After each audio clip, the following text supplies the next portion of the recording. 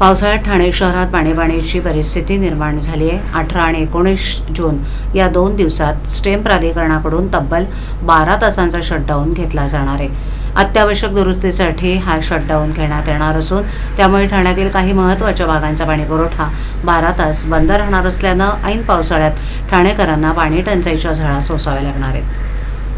ठाणे महानगरपालिकेला स्टेम प्राधिकरणाकडून होणारा पाणीपुरवठा अत्यावश्यक दुरुस्ती कामामुळे 18 जून रोजी सकाळी 9 ते 19 जून रोजी सकाळी 9 वाजेपर्यंत पाणीपुरवठा बंद राहणार आहे। या काळात पालिकेच्या स्वतःच्या पाणीपुरवठा योजनेचं व्यवस्थापन करून टप्प्याटप्प्यानं ठाणे शहरात एक वेळ पाणीपुरवठा सुरू ठेवण्याचं नियोजन करण्यात आले।